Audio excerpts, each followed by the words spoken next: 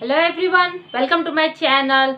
तो फ्रेंड्स चलिए स्टार्ट करते हैं अपना होम साइंस का और टॉपिक। फ्रेंड्स एक बात और कहनी थी, लग रहा है आपको मेरी वीडियोस जो है वो पसंद नहीं आ रही है, तभी तो आप लोग उसको न तो ज़्यादा देख रहे हैं, न लाइक कर रहे हैं और न ही शेयर कर रहे हैं। ठीक है, लगता है आपको एफर्ट मेरा जो है वो अच्छा नहीं लग रहा है, बहुत बोरिंग लग रहा है। लेकिन फ्रेंड्स मैं ऐसे ही चीज़ों को डिस्कस कराऊंगी, ऐसे ही डीप में स्टडी कराऊंगी, जिससे कि चीज़ें एग्जामिनर कहीं से भी क्वेश्चंस निकाल के दे, आप लोग उसको बहुत आराम से कर सके।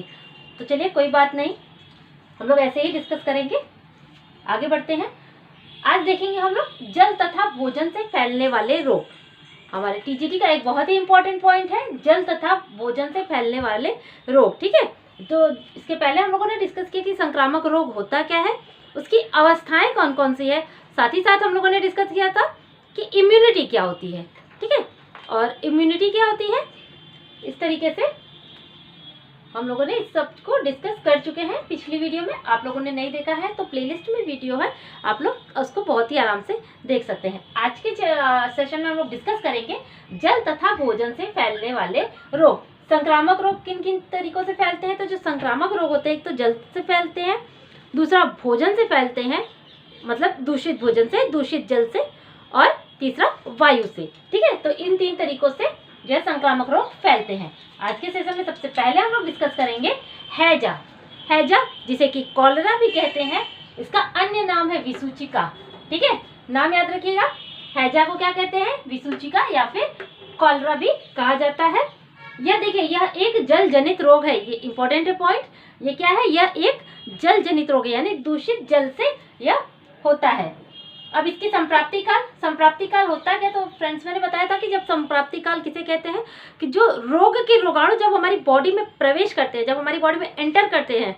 ठीक है, लेकिन क्या होता है कि वो कोई इफेक्ट नहीं करते, कि कोई भी प्रभाव नहीं डालते हैं, क्योंकि जो रोगाणु होते हैं वो कई अवस्थाओं से होते हुए गुजरते हैं। जैसे उनका एक सर्कल होता है। ठीक है, सर्कल जिसमें सबसे पहले क्या होता है, संप्राप्ति काल। ठीक है, तो संप्राप्ति काल, उसके बाद इसी तरीके से कई अवस्थाओं से होते हुए गुजरते हुए यह अंत तक पहुंचते हैं। तो हमारा सबसे पहला है संप्राप्ति काल, इसे उद्भव काल भी कहते हैं। इसमें रोग के रोगाणु बॉडी में तो प्रवेश कर जाते हैं, लेकिन कोई भी इफेक्ट नहीं डालते हैं। ठीक है, तो यह हो गया संप्राप्ति काल। कितना होता है, तो 2 से 5 दिन। कहने का मतलब यह है कि रोगाणु प्रवेश करने के बाद वो सबसे पहला काम क्या करते हैं, सबसे पहला काम करते हैं अपने अनुकूल वातावरण को निर्मित करना। ठीक है, अगर हमारे अंदर उनको अनुकूल वातावरण मिल गया तो क्या हो गया, वो बढ़ने लगते हैं, वो तेजी से बढ़ने लगते हैं। ठीक है, तो इस तरीके से 2 से 5 दिन तक तो उनका कोई लक्षण नहीं दिखाई देते संप्राप्ति काल में, क्योंकि वो अपने अनुकूल वातावरण निर्मित करते हैं। और जब वातावरण उनके निर्मित हो जाता है, यानी वह सर्वाइव कर जाते हैं हमारी बॉडी के अंदर, तो कुछ ही घंटों में, देखिए कुछ ही घंटों में वो क्या करने लगते हैं, इफेक्ट, यानी कि उसका दुष्प्रभाव हमारी बॉडी पे दिखने लगता है। ये बहुत इंपॉर्टेंट है। संप्राप्ति काल कितनी होती है, 2 से 5 दिन तक, या फिर कुछ जब जो क्या होता है कि जब उनको अनुकूल वातावरण उनको मिल जाता है तो कुछ ही घंटों में वह जो है बहुत तेजी से बढ़ने लगते हैं। ठीक है, यहाँ तक चीजें समझ में आ गई। आगे बढ़े, अब देखते हैं कारण क्या है। देखिए कारण क्या है, कौन से बैक्टीरिया यानी कौन से जीवाणु। एक तो सबसे पहला पॉइंट है कि यह जीवाणु द्वारा फैलता है। ठीक है, बैक्टीरिया द्वारा फैलता है।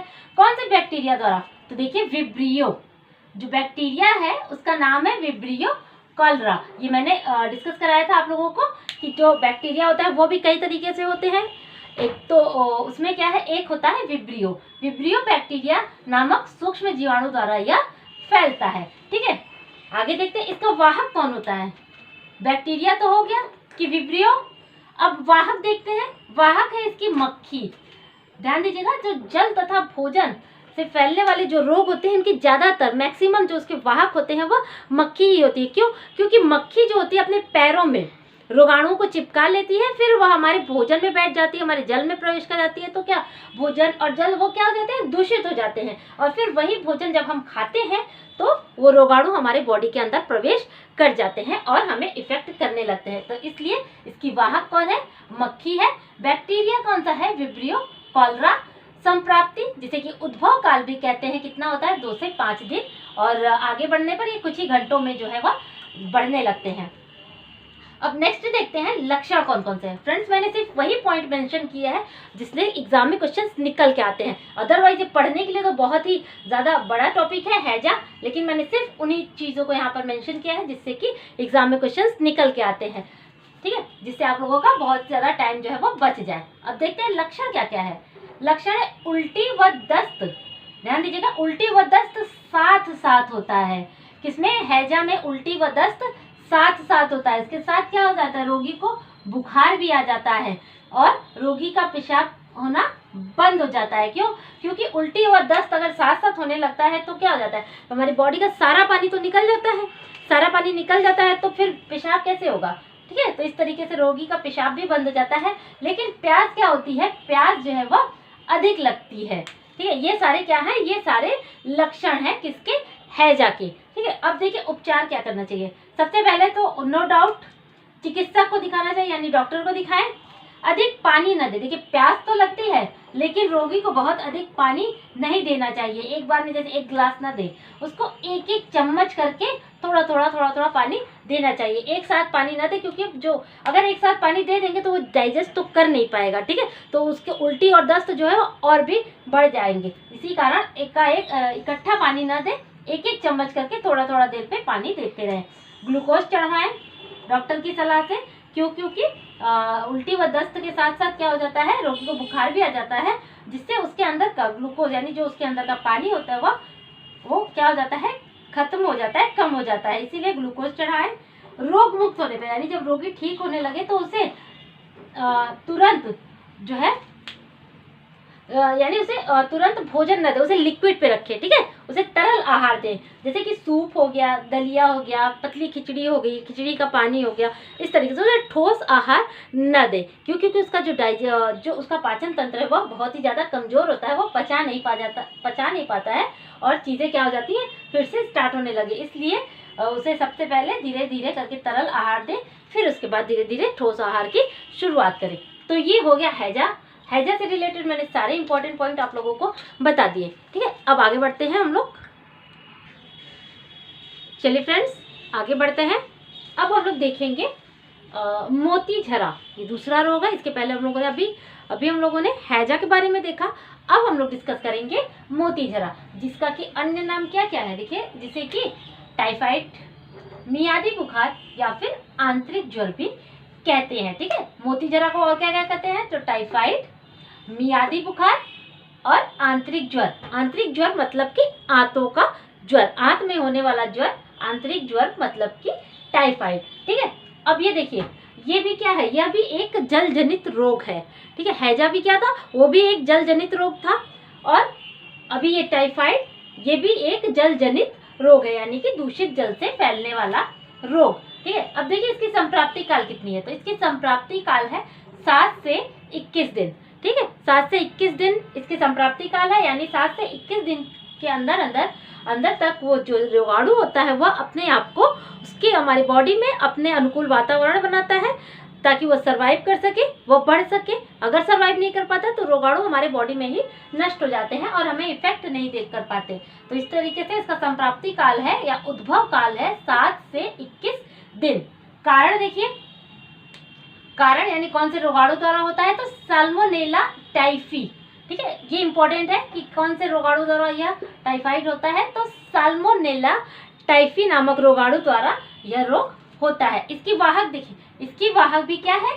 मक्खी ही है, ठीक है। यह होता कहाँ है? तो देखिए यह जो रोगी इस रोग से पीड़ित होता है उसके मल मूत्र, ठीक है, उसके मल मूत्र, कफ और वमन में इसके जो रोगाणु होते हैं वह उपस्थित रहते हैं। तो मक्खी क्या करती है? मक्खी वही गंदगी में बैठकर अपने पैरों में वो रोगाणु को लगा लेती है और फिर साफ और स्वच्छ भोजन और पानी में बैठकर हमारे भोजन और पानी को भी दूषित करती है, जिससे कि जब हम वो भोजन और पानी लेते हैं, ग्रहण करते हैं, तो वो रोगाणु हमारे अंदर चला जाता है। तो इस तरीके से क्या है, यह रहता कहाँ है? तो मेन ये रहता है रोगी के मल मूत्र, कफ और वमन में इसके रोगाणु जो है वो उपस्थित रहते हैं। और इसकी वाहक कौन है? इसकी वाहक है मक्खी, ठीक है। ये पॉइंट समझ में आ रहा है? ये इंपॉर्टेंट है। नेक्स्ट देखते हैं इसके लक्षण क्या क्या है। तो देखिए इसके लक्षण है, इसमें ज्वर आता है, ठीक है। जैसा कि नाम है बुखार या ज्वर, तो इसमें ज्वर आता है, प्रातः काल यानी सुबह के समय तो नॉर्मल रहता है, रात होते होते तक जो है वह बुखार बढ़ जाता है। और यह प्रक्रिया कब तक चलती है? तो यह क्रम लगभग 1 सप्ताह तक चलता है कि सुबह में बुखार कम और रात में बुखार ज़्यादा, सुबह में बुखार कम और रात में ज़्यादा। तो यह क्रम 1 सप्ताह तक चलता रहता है। और क्या होता है, जब दूसरा सप्ताह स्टार्ट होता है यानी दूसरे वीक में क्या होता है, सेकेंड वीक में क्या होता है, ज्वर उतरता ही नहीं है, यानी बुखार चढ़ गया तो वह उतरता नहीं है। ठीक है, तो इस तरीके से क्या होता है कि यह इसका क्रम है, यह इसके लक्षण है। इसमें देखिए क्या होता है, आंतों की जो ग्रंथियां होती हैं, हमारे आंतों की जो ग्रंथियां होती हैं वह फूलकर पक जाती हैं। ध्यान से समझिएगा। तो आंतों की जो ग्रंथियां यानी यह रोग छोटी आंत को, एक इम्पॉर्टेंट पॉइंट यह है कि जो टाइफाइड है यह छोटी आंत को प्रभावित करता है। ठीक है, और इसमें क्या होता है, छोटी आंतों की जो ग्रंथियां होती हैं हमारी वो फूलकर पक जाती हैं। ठीक है, फूलकर पक जाती हैं, जिससे कि आंत का ज्वर जो है वह हो जाता है। अब देखिए इसमें उपचार क्या क्या है। सबसे पहला उपचार तो यह है कि इसको पहले डॉक्टर को दिखाएं। अगर इस तरीके के लक्षण, ये लक्षण आपको अगर दिख रहे हैं तो सबसे पहला काम करिए कि अच्छे डॉक्टर को दिखाएं। दूसरा, इसमें नमक नहीं देना चाहिए। क्योंकि देखिए जो आंतों की जो ग्रंथियां होती हैं वो पक जाती हैं। ठीक है, पक जाती है, जिससे क्या होता है, जब अगर हम नमक लेंगे तो वो हमें और भी प्रॉब्लमेटिक यानी कि और भी समस्याएं बढ़ाएंगी और भी दिक्कतें देंगी। इसलिए नमक न दें, इसमें टाइफाइड में नमक न दें। चीनी के स्थान पर ग्लूकोज का प्रयोग करें। ठीक है, चीनी के स्थान पर किसका प्रयोग करना चाहिए, ग्लूकोज का प्रयोग करना चाहिए। पानी भी क्या दें, पानी भी देखिए कच्चा ना दें, पानी को भी अच्छे से उबालकर और छानकर एकदम पानी को अच्छा और साफ पानी दें, उबालकर और छान कर दें। हल्का तरल भोजन दें। क्योंकि देखिए आंत हमारे कमजोर हो जाते हैं तो क्या हो जाता है, डाइजेस्ट कैसे होगा भोजन, तो इसलिए तरल भोजन दे, सुपाच्य भोजन दे, तरल दे, जिससे कि जब रोगी ले उसको तो वो तुरंत उसको पच जाए। ठीक है, अब एक इम्पॉर्टेंट पॉइंट कि रोगी का जो मल मूत्र होता है उसका तुरंत विसंक्रमित करके फेंकें, उसको ऐसे ही न फेंकें। अगर ऐसे ही फेंक देंगे तो फिर क्या होगी, मक्खी फिर वही गंदगी में बैठकर उसके रोगाणुओं को अपने पैर में चिपकाकर अच्छे पौष्टिक भोजन पे बैठकर उसको भी खराब कर देगी, उसको भी दूषित कर देगी। तो फ्रेंड्स, ये हो गया आज का पॉइंट कंप्लीट। आज हम लोगों ने डिस्कस किया टाइफाइड के बारे में और हैजा के बारे में। तो सेशन कैसा लगा, वीडियो कैसी लगी, अगर अच्छी लगे तो प्लीज़ लाइक करिए, ज़्यादा से ज़्यादा इसको शेयर करिए और चैनल को सब्सक्राइब करना बिल्कुल मत भूलिएगा। तो अगर फ्रेंड्स, आई होप आप लोगों को मेरी वीडियो आजकल अच्छी नहीं लग रही है तो अब, लेकिन चीज़ें तो मैं ऐसे ही डिस्कस कराऊंगी जिससे कि बेस एकदम क्लियर हो, क्वेश्चंस कहीं से भी निकल के आए वो आप एकदम अच्छे से सॉल्व कर सकें। मुझे लगता है आप लोगों को मेरी जो टीचिंग स्किल है वो आप लोगों को थोड़ी सी बोरिंग लग रही होगी, बट इफेक्टिव तो यही होता है कि हम थ्योरी पूरा कवर करें।